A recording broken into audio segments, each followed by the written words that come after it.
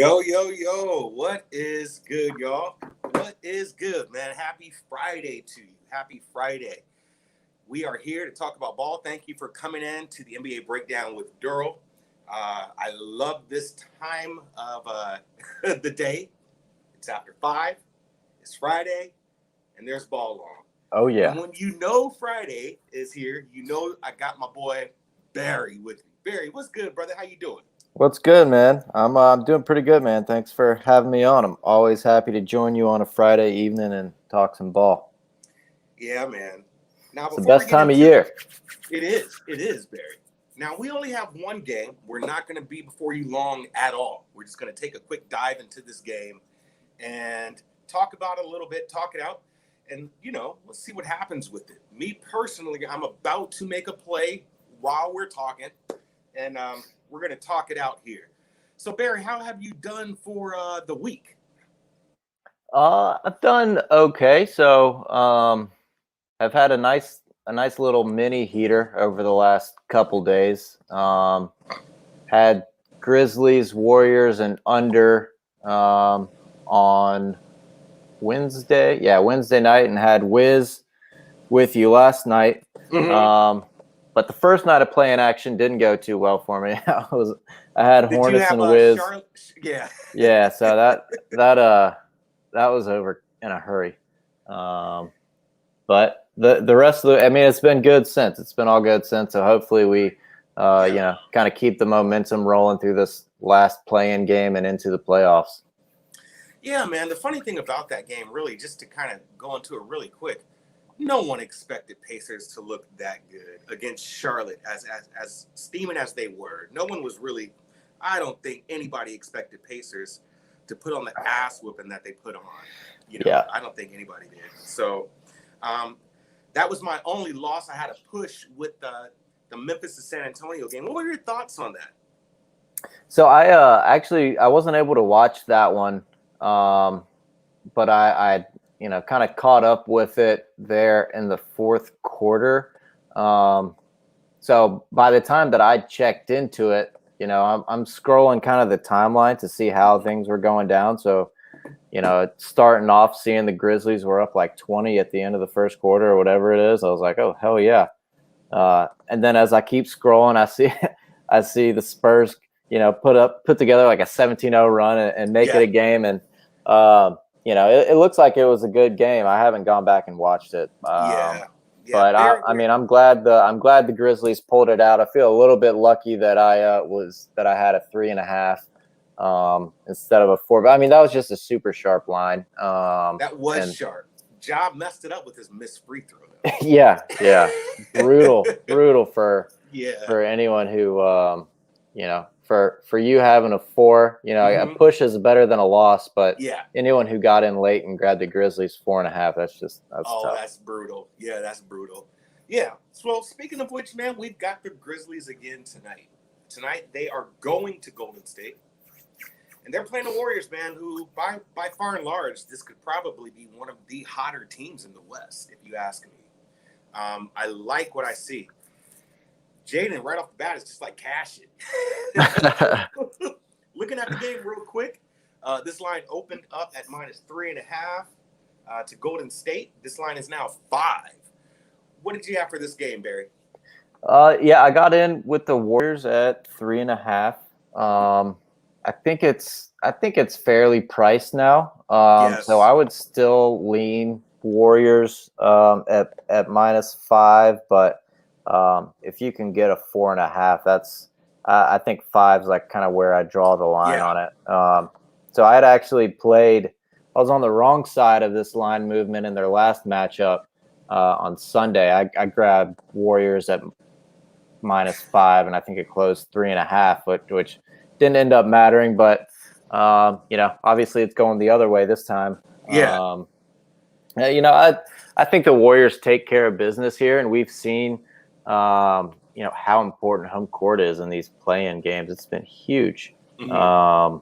I think the Warriors take care of business. I'm feel pretty confident in them, but at the same time, this is like a game 7 type type vibe to it. It's an elimination game. So, if I'm expecting Steph to have himself a Steph night, but if he's not, better than his average self, then it can definitely be a ball game. I'm expecting JV to go off and get whatever he wants. Yes. And I'm thinking the defensive intensity will be there in this one. He gave Jakob Poeltl a receipt for damages for all the work that he put in. Jakob had to pay, bro, because Valanciunas just did whatever he wanted to that game. Yeah. And this is what initially had me look at this game. Now, are you thinking that Draymond is a better defender than Jakob Poeltl? Well, the answer should be yes.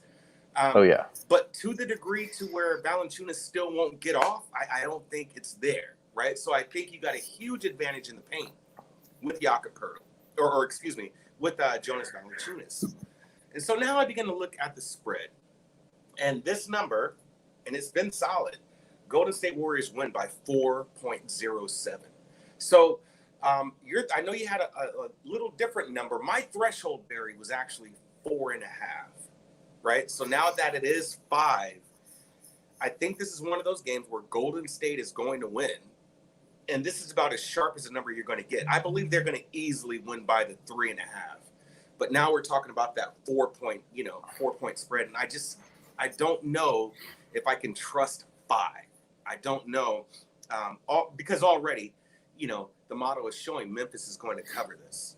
Yeah, I know. I hear you, man. I would agree with that 100%. Mm-hmm. So I think in this case, 3.5 is the right number. I think they can easily win by 2 buckets, which is the 4 points, right? And or it's they're down by or they're up by 1, and you just get a shot off, or just any kind of late game scenario can happen here. Or it could just outright be a blowout. I didn't even look. I always try to get a feeling based on the over and under of the players' points. And yesterday, Bill had an over and under of scoring 35 or 31 points, man. So I'm like, if they're expecting Bill to get up like that, then that says a lot for the Wizards. So in this regard here, what did you think? Do you think the line, well, we both admittedly say it's sharp, but do you think people are scared, or like the casual bettor is still scared of the 5, or do you think they'll still pound the Warriors? From what I can tell, man, I think people are just pounding the Warriors right now. Right. I wouldn't be surprised if this thing went off at 5.5. That's just kind of, I'm not taking any action on it myself. You know what I mean? Mm-hmm. Like, so I don't know exactly where, all the indicators that you kind of typically look at makes it seem like all, public money is on the Warriors. Right. But I would imagine if it gets to 5.5 here over the next, hour or two, Mm-hmm. there's going to be some pushback on the Grizz, and people are going to be. Yeah. I think some sharp money will come in on the Grizzlies if this thing gets over 5. Yeah, I saw that Damian Lee was out, which was kind of funny. That was Well, one of those telling things. Yeah, and he's been out for the Warriors last 15 games, and now I guess he's upgraded to questionable. But honestly, I would prefer him just not play. Yeah. Like, please, dude, please do not play. I would definitely not play Lee. I would give all the smoke, man, to Jordan Poole and JTA. That's just my opinion. Just let him go back and forth with it. Yeah. It's still 5. It's -5 at -115 for the Dubs, and it is +5 for the Memphis Grizzlies. And I played the under. I played the under as well. So like my handicapping makes this around 224, which I believe it opened at 225. I got in at 222, but I still like it here. I think like I was saying, with it being a game 7 type elimination game vibe to it, I think I think the defensive intensity is going to be there. Yeah, I believe all three of their matchups this year went under, with the highest scoring one being it was 119. So, my prediction would be this thing probably lands between 215 and 218. And we see that too with teams that have faced each other a few times, and especially recently. It's like they know what kind of adjustments they need to make on each other. It's just a matter of execution. So I think this is another kind of grinded out, low scoring second half in particular. So I like the under as well. Well, I think the only thing that could happen here in this case, and you've seen it more often than not, especially these last few games, is Steph just doesn't get hot right away, right? He's going like 3 for 10 or some odd number like that, and then picks it up in the second half. I like that kind of pace, because as long as Memphis isn't getting blown out and having to cover a big lead, then they don't have to play fast. They can play that half court ball, if you will. So under his last 4-0 in the Grizzlies' last four games, playing on 1 day's rest. Under 6-0 on Grizzlies' last 6 when their opponent allows 100 the game before. I mean, this game just screams under, man. Under. It's at 221. I would definitely agree with that. The fact that they just put up 100 points on, to me, the Lakers is very telling, because they were a hot team. So I think they come out definitely shooting better than they were against the Lakers. But I do like the defense of Kyle Anderson and Dylan Brooks. As Kyle definitely being a wing two-way guy. So I'm in agreement with that number, Barry. I would definitely take Golden State at -3.5. But at -5, and I'm looking at it now, even the VIG on that +5 is at -105 for Memphis. So once you see the money happening or coming in for Memphis, the first thing they'll change is that VIG. It'll go back to -110, right? And then from there, you'll see that hook where it'll go 5.5. And so if I see that 5.5, I'm going to smack the Grizzlies. I hear you, man. I hear you. Right now, I do believe that Golden State will win this game, definitely by 3.5 points. But that 5.5, I got to get all on it. I hear you, man.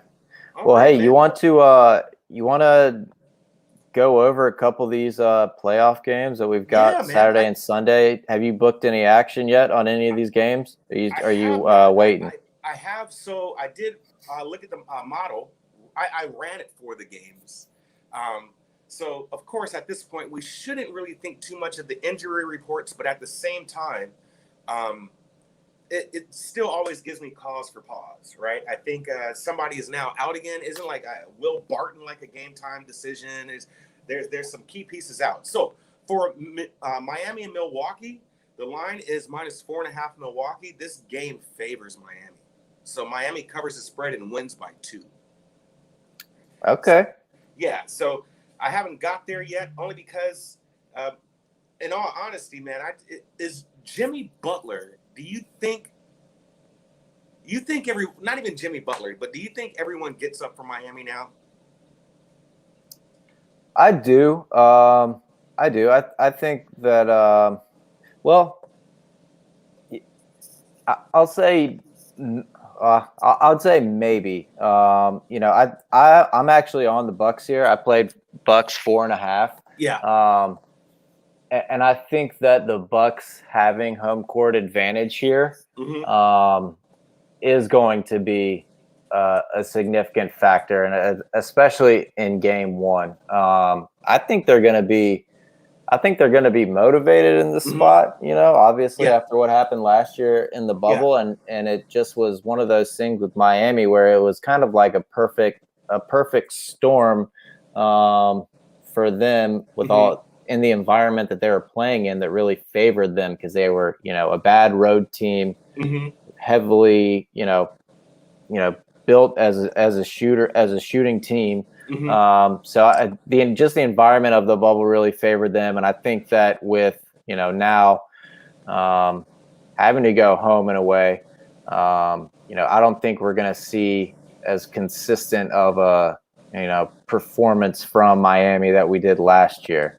Yeah. I think the Bucks are better than they are last year, and I think Miami's regressed, even though the fact that they've really kind of come on the last couple of weeks of the season and been playing really, really well. I like the Bucks here. I think that they take care of business in game one. I do think this series probably goes 6. Yeah. But with that being said, I think I might be a little bit higher on the Bucks just in this series than most people are, and probably than the market is. I've been low on the Bucks all year, but I think they handle Miami here. Yeah. So here's my thought about it. This model's got to be wrong sometime, right? This model cannot get every fucking game, right? So if I'm right there with you, man, the Bucks is a different team this year, but I think, especially this game, they are going to try to get up to set a tone that is nothing like last year. You had a lot of time to scout Duncan for what it's worth. You had a lot of time to scout Tyler Hero, right? And to your point, they have regressed, and it's been specifically those guys. Yeah. So if you ask me, I wouldn't agree with the model here. I wouldn't agree with it. So I'm going to see if this number gets steamed to 5. Chow is thinking 5. I'm thinking, yeah, easily. It's going to get steamed up there. I don't see a lot of momentum going to Miami, even though the model has Miami by 2 here, winning by 2 at that. So I would rerun that when it comes closer to game time, obviously, just to see if those numbers stick. But that was just weird, right? But then it would also explain the line, because if you look at their matchups, 4.5 is, I mean, that's pretty low. Right. They've had Milwaukee -6, May 15th or December 29th was in the beginning. They had Miami the other way, December 30th. May they had Milwaukee by 4, and they blew them out.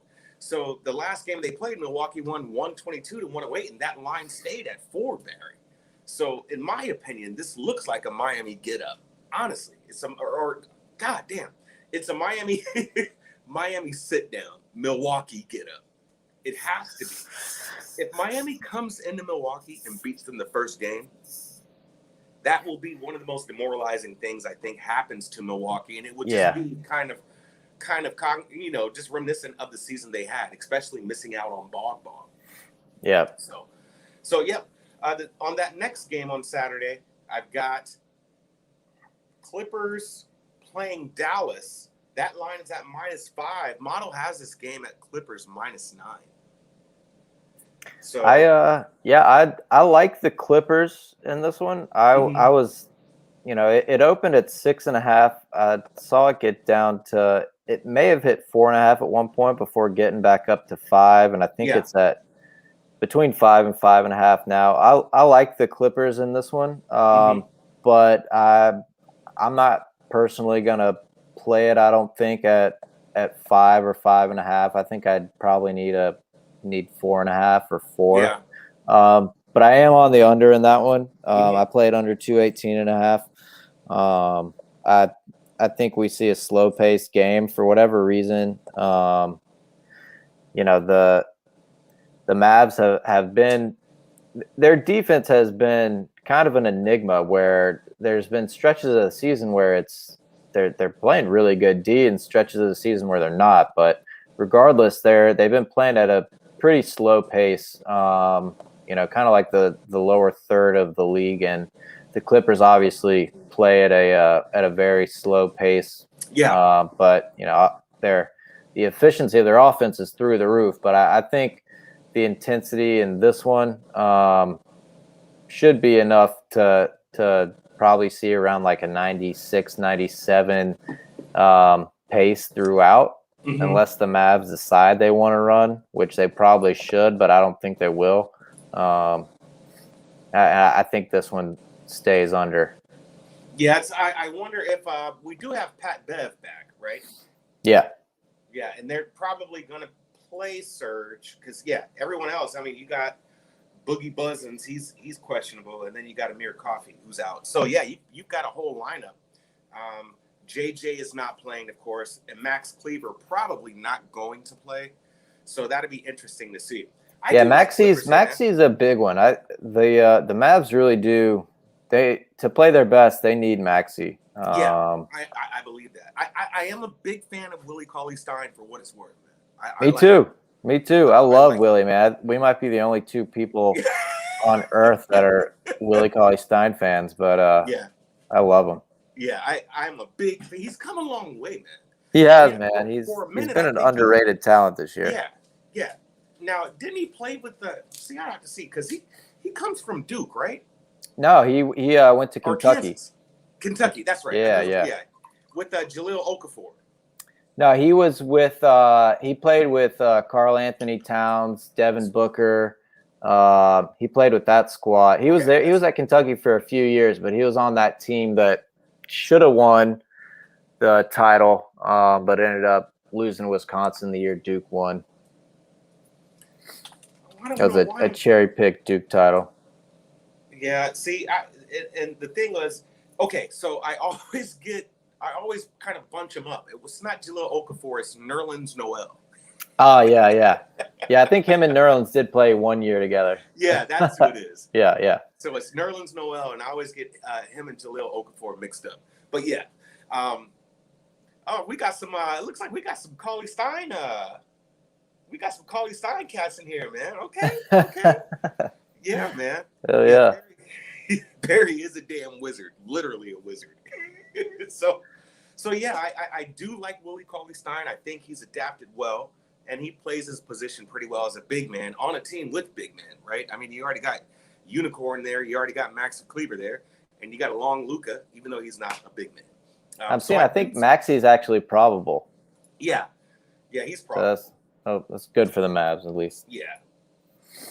So that Clippers game, like I said, the model, I'll rerun all of this again, right? But the model has Clippers by 9. That next game, Boston at Brooklyn -8. I ran this, man, and was surprised. This is a blowout. This is an absolute blowout by Brooklyn. Yeah, I'm on the Nets. I got 7.5. I think this one should be closer up over 9. Personally, closer to 10. Model ran this as Brooklyn -13, bro. Yeah, I think that the amount of time, the amount of rest that Brooklyn has for this one compared to Boston, and the fact that they've been able to, practice together more. Obviously Boston's dealing with these injuries. No Jaylen Brown. I think the Nets come out and smack them here in game 1. I really don't think it's going to be close. Yeah, not even remotely close. What did you see with the Nets' last couple of games of play? I'll tell you one game that I had watched with the Nets where I felt like they were trying to utilize KD too much. And I want to say that was the game against, was it Chicago? The game they lost, it was to Dallas, actually. They had lost 109-113. I didn't like what I had seen. It just seemed like, there it goes. 7 for 21. Yeah. So what I didn't like about that was they were just too dependent on him. And then you saw that back-to-back when they had played Milwaukee right before Dallas, where they had lost both of those. And it just seemed like the same thing, right? But that corner turn in Chicago that I thought, and now you see these guys gelling. But they didn't have Harden in that stretch too, which I think is Harden is the engine that makes this team go. They need him if they're going to be the best version of themselves, and they're just so much better with him. Yeah, man. 13 is a decent number for me. I'll take that. I think that's Brooklyn all day. They don't got no time to play no games, right? So you just clamp down on Tatum, and you're going to make the rest of the squad beat you. But I really don't think, and I know it's kind of a little biased to say it, but I don't think there's a really better coaching tandem out there with D'Antoni and Nash together, right? I think you guys. Well, they've been good. I've been impressed with them this year. They don't give a shit about the norms. So, and then that last Saturday game is Portland at Denver. That line is -1 Denver. I have this game as Denver -4.2. It's amazing that line is what it is. If you look at that movement, it's been as high as 1.5, as high as 2, actually. Yeah. I think it opened at 2, and yeah. Yeah, so it's gone to Portland's favor, but I like Denver here. I would have to agree with the model. Yeah, I like Portland in this series, but I think Denver takes care of business in game one. You know, the Blazers have been playing really good ball. They're playing the best basketball they've played all season. They played over their last 10 games or so. So they're coming in here hot. Yes, sir. Yes, sir. And I think we're going to see that, you know, the absence of Murray. Barton, I don't know if is Barton playing or not. I think he's been upgraded, actually. So I think they've got him as. I know he's out for game one. Oh, he's out. He's out. Yeah. Okay. So I'm looking at it now. That was the one who's out, Barry. So Barton, PJ Dozier's out. Austin Rivers is questionable. Yeah. So I lean Blazers here, but I think Blazers win this series. But I think game one is probably one I'll just sit back and watch. I wouldn't be surprised if the Nuggets come out hot in the first quarter or first half. So I might just look to get involved with the Blazers live there if I can catch a decent number.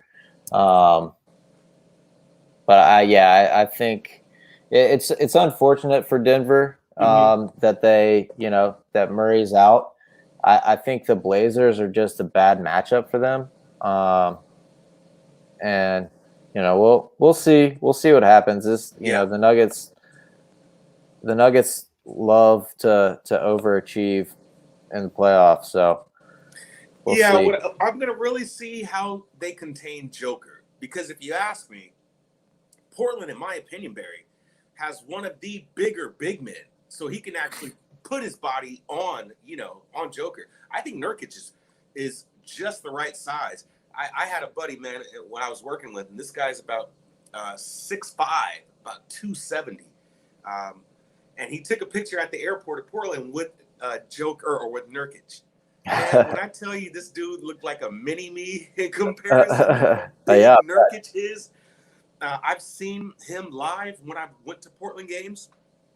When I tell you this dude is an absolute giant, man, like width-wise, he's just broad. He's the perfect body to put on Joker. So if you have the right scheme, there is something that you could do there to be a little creative, to have him more of a passer.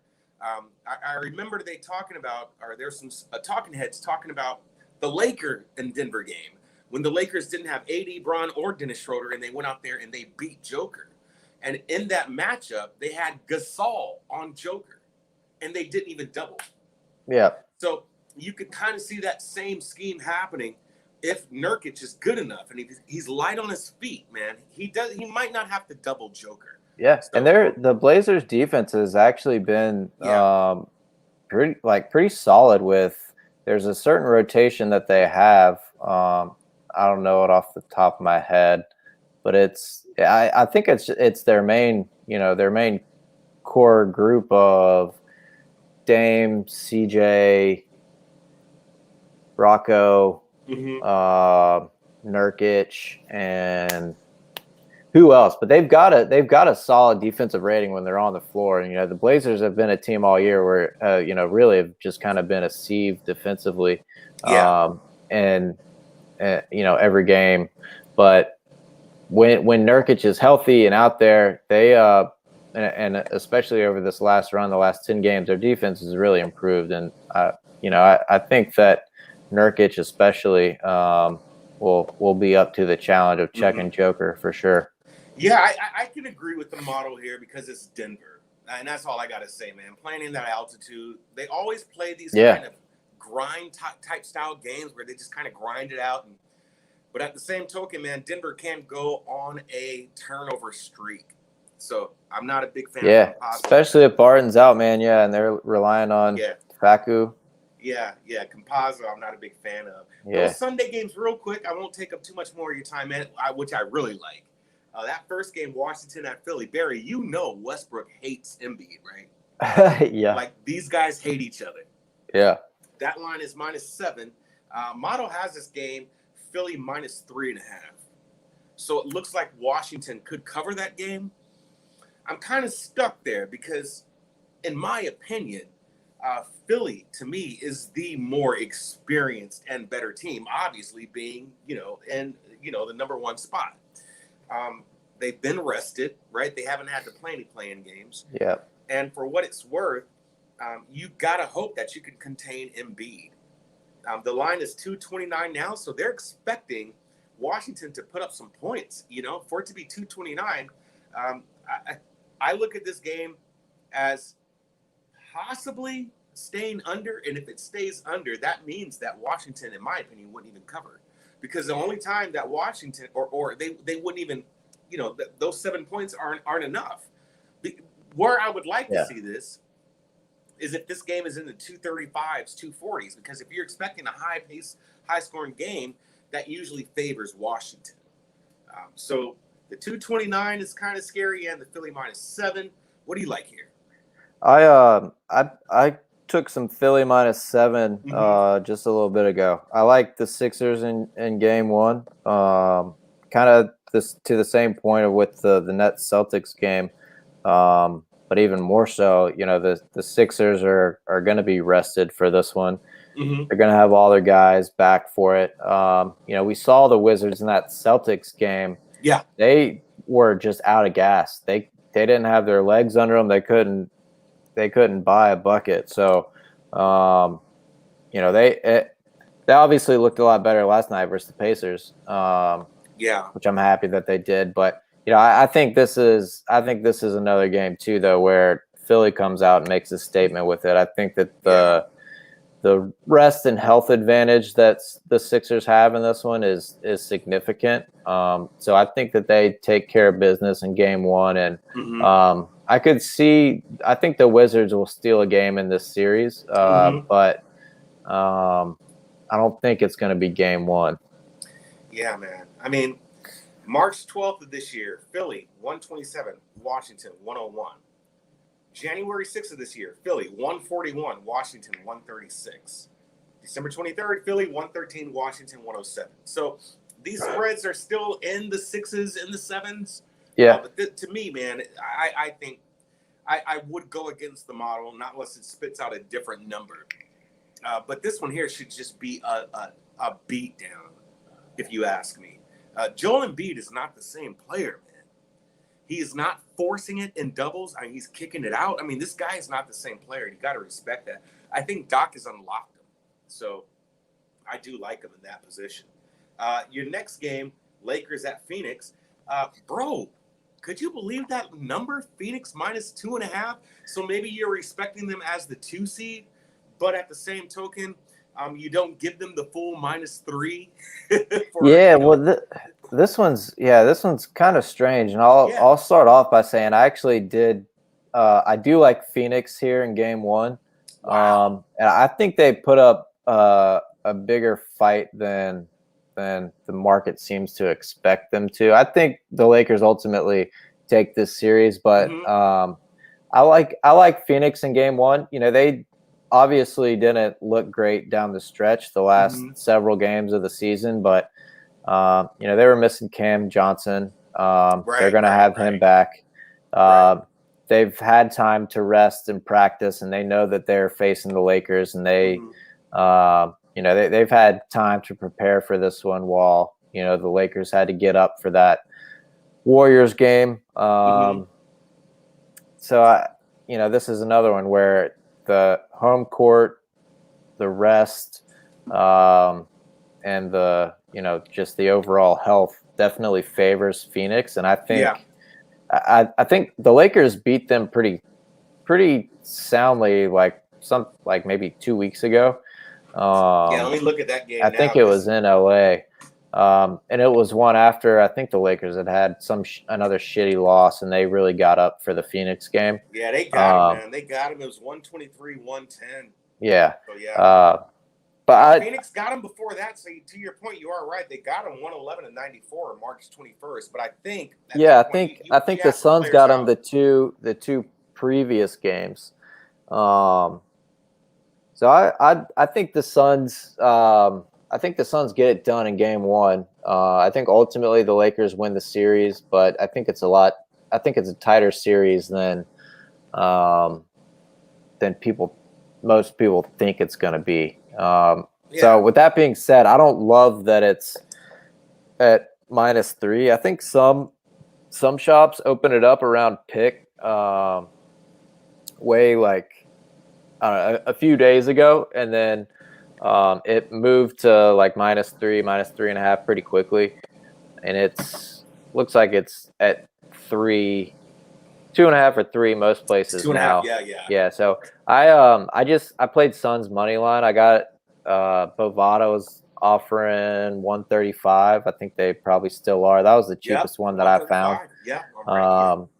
So most other shops it's like 140, 145. So I grabbed the 135. I would not be surprised at all if there's a better Suns number tomorrow or Sunday before the game tips. I wouldn't be surprised if Lakers money floods in like it usually does, and this gets down to 2 or 1.5. So I'll probably look like an idiot for playing it as early as I did, liking the Suns. But I think they win this game. I didn't want to lay a full possession on it. Yeah, I gotcha. But we'll see. That's primarily why I would. Well, it's -3 now at Bovada, Barry. So I would be all over that +3. Yeah. I think the Lakers in this first game, I think the Lakers will come out, and even though they've faced each other 3 or 4 times this year, I think 4 times, the Lakers it'll be more of a kind of like a feel out game, like the Lakers tend to do in these playoff games, and so that's where I kind of expect the Suns to be a little bit more dialed into this one than the Lakers are. 2 questions for you. Mark says Lakers too big for Phoenix, Lakers in 6. Do you agree with that? They are too big for Phoenix for sure. I agree. I agree with that. I think Lakers win in 6. Okay. And then Boz says, if Suns win game 1, would you take series bet at Lakers plus money? Hell yeah. Yeah, if it gets to plus money, yeah, I would. Yeah. I'm not sure if the Suns win game 1, which I think they do, but I think the Lakers would still just be a short favorite. But it probably would be worth buying into the Sixers or into the Lakers series price then if they drop game 1. Barry, if they go plus money after a game 1 loss, I'd be a little afraid. Yeah, I think someone would have to be injured in game 1 for it to get the plus money. But I think that's I think he's making a good point though. I like the idea of getting in on the Lakers if they drop game 1. Yeah, that's a good shot. Yeah, I agree, and that's that last Sunday game, man. Is the Lakers? I'm sorry, it's not the Lakers. Oh, there's Hawks Knicks too. Yeah, Hawks Knicks. I was looking at the last one. So yeah, probably the best game on Sunday, in my opinion. Now, looking at this game, we know Nate McMillan's under a little heat right now for his comments that was kind of taken the wrong way. Do you think that's fuel for the Knicks? They're -1 right now. That line is at -1. So they're not even giving the -3, default spread, if you will. Line's at 215. So they're telling you the Knicks are just going to clamp the hell down on the Hawks. Yeah. So the model has this game, honestly, as Hawks -2. So yeah, Hawks come back and win this. What do you have? Yeah, I like the I think this series goes 7. I think it's going to be close. I like the Hawks. I don't want to back them here in game 1. You can't. But with that being said, I mean, I think the Hawks. I like the Hawks to win this series. I've been back and forth on it. I'm not sure if I'm gonna bet it or not. I mean, I think it's pretty even. I think it might be 110s both ways. But I mean, the hook on Bo now is giving it -1.5 Knicks, and the VIG is -105. So they want to give the VIG the full -110. You know, it's like, hey, so that's saying a lot. They added that extra VIG onto the Hawks at +1.5. So that just tells me, man, that could easily swap, right? To where it goes Hawks -1.5. And this could be one of those series too, where it's like it's just in your best interest just to bet whoever the dog is in each matchup. You know, if you're getting, let's say, if you're getting like maybe after game one, if whichever team is you know, is a 3-point dog. If it gets to that, you know, that just might be the best way to do it, because I think these teams are even. Yeah, absolutely. Absolutely. They would have to be even.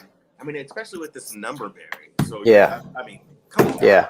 Come on. So hey, man, I got to go ahead and hop off. Yeah, I was just about to say that. Nothing's changed, man. Those are all the games. Thoughts and prayers out to you, brother. I'll keep you in my prayers. And that is the NBA breakdown with Derl, with my host, Barry, co-host Barry. Barry, I will talk to you on the other side, sir. Yes, sir. Thanks for having me on, man. Best of luck this weekend. Yeah, I'll see you Friday, sir. All right, see you, brother. All righty. Take care, y'all.